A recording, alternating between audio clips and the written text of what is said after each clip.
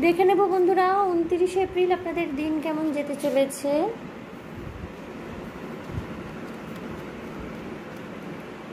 Nine of Wands, okay. High Priestess, King of Pentacles,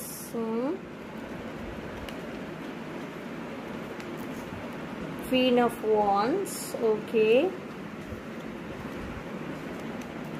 Six of Pentacles, বন্ধুরা আপনাদের কষ্টার্জিত অর্থ, টাকা পয়সা, যেটা হয়তো আপনারা প্রচুর পরিমাণে উপার্জন করেছেন, নিজের একটা জায়গা তৈরি করেছেন, নিজের একটা খুব সুন্দর কেরিয়ার তৈরি করেছেন, সেই কষ্টার্জিত উপার্জিত টাকা পয়সা সম্পত্তি কিন্তু আপনাদেরকে একটুখানি যত্ন করে রক্ষণাবেক্ষণ করতে বলা হচ্ছে, ঠিক আছে।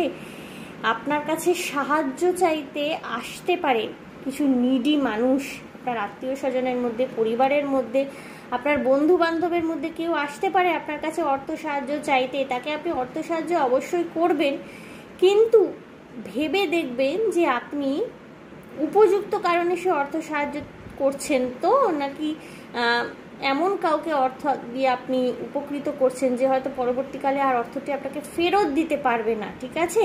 নিজের ইনটিউশনের সাথে যোগাযোগ স্থাপনের জন্য একটি গুরুত্বপূর্ণ দিন হতে চলেছে।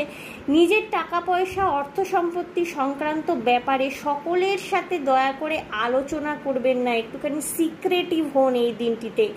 কোনো সাফল্য আপনার কেরিয়ারের ক্ষেত্রে বিশেষ করে এই দিন আপনাদের জীবনে আসতে পারে। হঠাৎ করে কোনো প্রমোশন পেলেন বা কোনো রকমের মায়না বাড়লো, আপনাদের টাকা পয়সার বার বৃদ্ধি হলো, বা এমনও হতে পারে কিছু ক্ষেত্রে হঠাৎ করে কিছু টাকা পয়সা আপনার আমদানি হলো। আপনি বিজনেস করুন কিংবা চাকরির সাথে যুক্ত থাকুন, হতে পারে কিছু টাকা পয়সার আমদানি হলো। সেই টাকা পয়সাকে সযত্নে রক্ষিত করা এবং একটু সিক্রেটিভ হওয়া, নিজের সাকসেসের কথা, নিজের সাকসেসের, নিজের সাফল্যের কথা সকলের সাথে শেয়ার না করাটা কিন্তু এই দিন উচিত হবে। প্রয়োজনে কাউকে অর্থ সাহায্য আপনি করতেই পারেন, যার জেনুইনলি প্রয়োজন আছে তাকে অর্থ সাহায্য করতেই পারেন এবং করবেনও আপনি, কিন্তু বন্ধুরা একটু ভাবনা চিন্তা করে এবং নিজের এনার্জিকে গ্রাউন্ড রেখে অবশ্যই। সুতরাং all the best for the day.